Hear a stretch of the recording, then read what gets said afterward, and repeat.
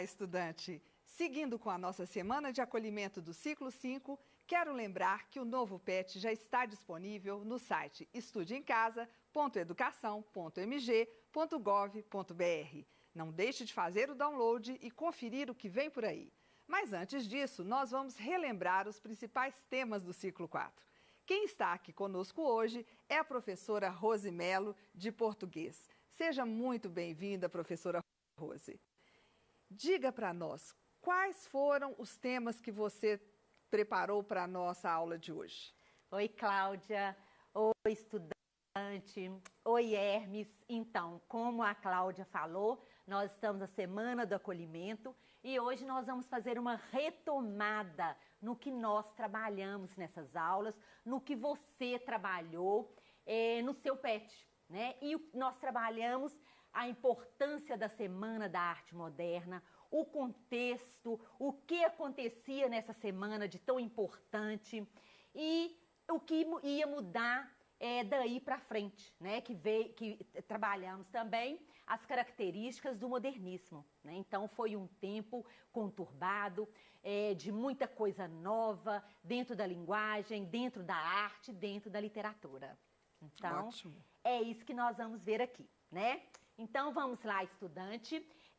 Como eu falei, nós vamos agora responder algumas atividades que você já trabalhou, já estudou aí no seu PET, ok? Vamos lá, então? Então, como eu falei aqui, a Semana da Arte Moderna, a semana de 22 de 1922, de fevereiro de 1922. Então, imagina, 1822, independência do Brasil. 1922, independência cultural. Então, o que aconteceu de tão importante? Eles reuniram, né, os artistas reuniram nessa semana foi mesmo uma revolução. Era para falar assim, basta, daqui para frente nós queremos uma literatura nossa, uma arte nossa, uma maneira de declamar, de fazer poesia, de fazer música com as características nossas, características do brasileiro, com o cotidiano do brasileiro. Porque tudo acontecia muito tardio. Primeiro acontecia na Europa, depois no Brasil. E isso eles queriam. Agora está na hora de parar, de fazermos alguma coisa com a cara do verde e amarelo. E foi isso que aconteceu. Então, lá na primeira questão, tá lá na atividade 1, semana 1, da página 3. Pensando um pouco no contexto, lembre-se de suas aulas de história e de suas leituras em jornais e livros didáticos. Ou seja, o pano de fundo da existência da semana de 22. Como você consegue perceber, por seus conhecimentos adquiridos ao longo do ensino médio, havia um grande alvoroço no entorno dessa ação modernista, tanto em nosso país quanto no mundo. Então, como eu comecei aqui falando, foi isso. Na Europa acontecia o quê? As vanguardas europeias. Então era o quê? O dadaísmo, expressionismo, futurismo. E no Brasil começava a chegar as indústrias, começava em São Paulo a industrialização. E era um período conturbado, tanto politicamente, socialmente e economicamente. Então, foi nesse período que aconteceu a Semana da Arte Moderna. Então, neste contexto, está lá, cite e descreva quais seriam os movimentos históricos mais evidentes nesse período na Europa, nos Estados Unidos e no Brasil.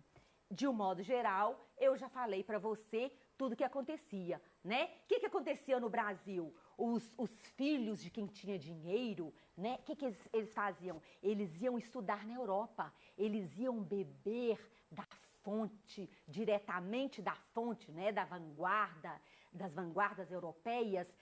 Mas fazer o quê? Eles iam lá, pegava tudo de bom mas quando chegasse no Brasil era para colocar para fora uma arte com a nossa cara, com as nossas características, com as características do Brasil, tá? Então eu coloquei aqui uma resposta, né? Mas claro que você pode ter colocado com as suas palavras.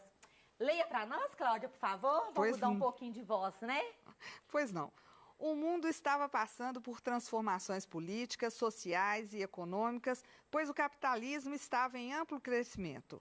No Brasil, a industrialização era crescente. Na Europa, as vanguardas europeias, surrealismo, dadaísmo, futurismo, cubismo, etc., destacavam-se rompendo com o tradicionalismo e lutando pela liberdade de expressão e que viriam a influenciar os artistas brasileiros. Os Estados Unidos viviam um momento de grande ascensão econômica, despertando um sentimento de otimismo que culminou nos chamados Anos Loucos. Obrigada, Cláudia. Então, é isso aí, né? Então, tudo isso acontecia naquele momento. Tem que ficar bem claro para você nessa resposta, que eles queriam era o quê? Era uma ruptura. Ruptura com o tradicionalismo, ruptura com tudo que estava acontecendo até então, para fazer uma literatura com a nossa cara. Ok? Respondido aí? Então, vamos lá para mais uma. Então, nós trabalhamos também, falamos sobre os artistas envolvidos na Semana da Arte Moderna, né? Falamos da Anita Malfatti, Villa-Lobos, Manuel Bandeira, o Ronald de Carvalho, Menotti Delpitia, Oswald de Andrade, o Victor Brecheret, Di Cavalcante, o Guiomar Novaes e Mário de Andrade, dentre outros.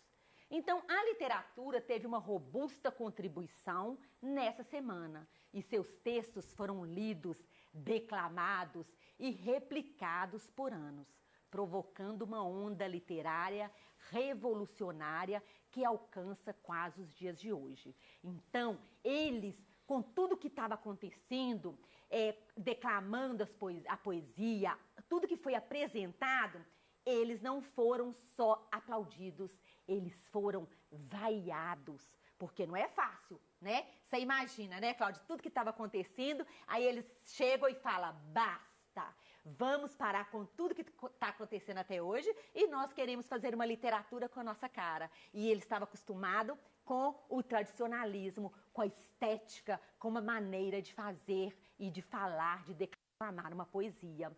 Então, estava acostumado com versos, né, com rimas, com ritmos. E tudo isso, eles queriam dar um basta nisto, ok? Então, aqui, aí no PET, vocês têm o Manuel Bandeira. Ele não pôde estar presente na Semana da Arte Moderna, mas ele mandou um poema para ser declamado. E quem declamou foi o Ronald de Carvalho. E esse poema, ele é um pouco extenso, né? Mas está aí no seu PET, nós vamos responder as perguntas relacionadas a ele. Então, eu vou pedir a Cláudia, mas nós não vamos ler tudo, tá bom? Vamos ler algumas estrofes para respondermos, tá bom? Vamos lá, Cláudia? Vamos lá. Os sapos. Enfunando os papos, saem da penumbra, aos pulos os sapos. A luz os deslumbra. Em ronco que a terra, berra o sapo boi. Meu pai foi à guerra, não foi, não foi. O sapo tanoeiro, parnasiano aguado, diz, meu cancioneiro é bem martelado. Vede como primo em comer os hiatos, que arte e nunca ritmo os termos cognatos. E nunca rimo os termos cognatos. O meu verso é bom, frumento sem joio, faço rimas com consoantes de apoio.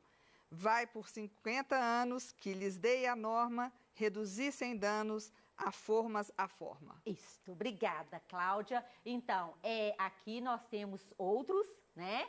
Então, é de Manuel Bandeira, do livro Carnaval. Claro que, com certeza, você leu todas as estrofes, né? Para responder as perguntas, ok? Então, vamos lá. Eu vou falar aqui de modo geral primeiro o que significava. O que o Manuel Bandeira quis com o poema Os Sapos. Ele quis fazer uma crítica aos parnasianos, ao tradicionalismo. Então, o que aconteceu? Ele fez uma comparação dos parnasianos com sapos. Então, você imagina, quando foi declamado esse poema, eles foram criticados e foram vaiados mesmo, na hora, com gritos e tudo mais. Então, olha só. Então, aqui, vamos lá, atividade 2 da semana 1, na sua página 4. Os versos do poema Os Sapos trabalham com a ironia e com a paródia, a fim de despertar o público leitor para a necessidade de ruptura e transformação da poesia. Retire do poema trechos que possam corroborar com essa afirmativa, lembrando que as figuras de linguagem citadas se propõem ao deslocamento do texto modelo, ou seja, há no poema uma explícita intenção de sarcasmo, zombaria, caçoada, sátira, arremedo e imitação burlesca. Então, todo o poema, se você prestou atenção quando a Cláudia estava lendo, se você leu em voz alta na sua casa, se você pediu alguém para declamar, né? Quem sabe você em casa tem uma irmã, um irmão que declama bem e pediu para declamar o poema, não é isso? Então, você pôde perceber que o poema, ele não tem rima, ele não tem ritmo, ele não tem metrificação. Por quê? Porque o Manuel Bandeira não estava preocupado com a estética, como era no parnasianismo, né? Eles fizeram uma crítica aqui, bem lembrado, o Olavo Bilac. O Olavo Bilac foi um parnasiano que ele preocupava com a estética. O poema dele, Profissão de Fé, onde ele faz uma comparação do artista, do autor de uma poesia com um ourives. Porque o ourives, a hora que ele vai trabalhar uma joia, né? Já pensou, né, Cláudia, para fazer uma joia, uma coisa que tem que ser lapidada, que tem que ser feita com carinho, nos mínimos detalhes. E o que a gente preocupa com uma joia, né, Cláudia? Com a beleza dela, não é isso? Claro. Então, com a estética. E isso era o parnasianismo. Então, o Olavo Bilac, ele comparou o trabalho do ourives com o poema, com o fazer o poema. Então, nos Sapos, eles quiseram justamente jogar isso abaixo e criticar esta comparação. Então, nós precisamos achar aí você, né, teve que mostrar aí algumas estrofes dos Sapos e tirar a ironia ou a paródia, ok? Você pode ter encontrado isso em todas as estrofes. Eu vou mostrar aqui para vocês em 2, né? Então, olha só. O sapo tanoeiro, parnasiano aguado, diz meu cancioneiro, é bem martelado. Olha só, sapo tanoeiro. O que é tanoeiro? É a pessoa que faz ou conserta tonéis, vasos. Parnasiano aguado. Quando eu falo assim, nossa, mas esse fulano de tal é aguada, o que é, né, Cláudia? É sem gosto, comida aguada, é sem gosto, é sem sal, não é isso? E, olha só, meu cancioneiro é bem martelado. O que é martelado? É uma coisa que você fica a todo tempo preocupado em bater naquele mesmo ponto, ok? Então, aqui eu também coloquei uma resposta, claro, com as minhas palavras, que a Cláudia vai ler para nós, mas você, lógico, que pode ter colocado a mesma coisa que eu quis dizer com outras palavras. Isso. Além de comparar o poeta parnasiano com um sapo tanoeiro, Bandeira usa o adjetivo aguado para ironizar a poesia insípida e apagada dos parnasianos. Outra ironia está no uso do martelado, que sugere o trabalho mecânico e frio do poeta parnasiano. Isto. Obrigada, Cláudia. Então, vamos lá para outra. Eu coloquei outro. Olha só. Brada em um assomo o sapo tanoeiro. A grande arte é como lavor de joalheiro. O que é brada? Brada quer dizer grita. O que é assomo? Assomo quer dizer ataque. Então, olha só, quando ele fala aqui de novo, compara com o sapo tanoeiro, compara o parnasiano com o sapo tanoeiro, e o lavor do joalheiro é justamente isso, que preocupa com a estética, com a beleza. E aqui no caso da poesia, preocupa com a rima, com o ritmo, com a metrificação, com a sonorização e com a musicalidade. Vamos lá, Cláudia, olhar aí nossa resposta? Vamos lá. Aqui critica-se o fato de os parnasianos trabalharem na poesia tal qual um joalheiro, sempre preocupado com a parte estética e a perfeição dos versos, mas esquecendo-se do conteúdo. Então era justamente isso. Ele fez essa comparação, preocupava com a estética, né? E o que é estética de um poema? É o que eu falei lá na Profissão de Fé de Olavo Bilac. Era preocupada, é aquele poema onde tem rima, ritmo, metrificação. Ok? Facinho aí? Então vamos lá a outra. A outra, a atividade 1 da semana 2, está na página 7, é um pouquinho sobre Macunaíma. E Macunaíma tem no seu PET um resumo. E Macunaíma tem tudo a ver, porque foi a quebra, a linguagem, foi onde ele preocupou com a nossa linguagem do cotidiano, do popular, da variação linguística nossa que é tão rica. Então vamos lá? Macunaíma, obra-prima de Mário de Andrade, é um dos livros que melhor representa a produção literária brasileira do século XX. Sua principal característica é ser um texto em que o autor subverte, na linguagem literária, dos padrões vigentes, ao fazer conviver sem respeitar limites geográficos, formas linguísticas oriundas das mais diversas partes do Brasil. Retire do resumo de Macunaíma trechos que corroboram essa afirmativa e expõe os abaixo. Então aqui tem vários também, ok? Eu tirei 3 e vou mostrar para vocês aqui o que ele usou de popular, de variação linguística. Então olha só, quando ele fala aqui nesse trecho, depois de contar a cotia como enganou o monstro, ela joga cauda de aipim envenenada em Macunaíma. E onde que está aí uma variação linguística, não é, Cláudia? Olha só, para nós, aipim. O que significa aipim para nós, hein, Cláudia? Mandioca ou macaxeira. Isso, então para nós é mandioca, para outro pode ser macaxeira. Então, aipim aí é uma variação linguística. Então, ele já não preocupou tanto com a estética, ele já foi mais popular. Macunaíma vai para um terreiro de macumba no Rio de Janeiro e pede à macumbeira que dê uma sova cruel no gigante. Você já ouviu essa palavra, Cláudia? Eu assim, já. Meu pai me deu uma sova. Nossa Senhora. O que é uma sova, hein? É uma surra. Isto, então, aqui uma surra, o que quer dizer? É um jeito popular de dizer deu uma surra, né? Ou bateu.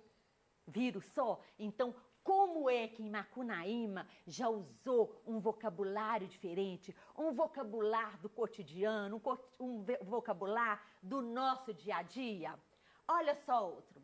Véi a sol, vinga a desfeita que Macunaíma havia feito a uma de suas filhas. Olha só, onde que está aí uma frase, um jeito popular de dizer, hein? Onde que tá aí? Achamos? Achou, Cláudia? Eu achei. Onde que tá, Cláudia? Vamos ver. Desfeita. Ah, desfeita. E o que é desfeita? É uma ofensa. Viram só? Então, esse é um modo de dizer a palavra ofensa. Ok, então, aqui eu coloquei todas as outras questões que tem no seu PET. Coloquei as respostas comentadas, ok? Espero que você tenha gostado da nossa aula de hoje, que você tenha retomado tudo que você estudou, que você tenha acertado as questões do seu PET. Muito obrigada. Um beijo no seu coração e até a nossa próxima aula.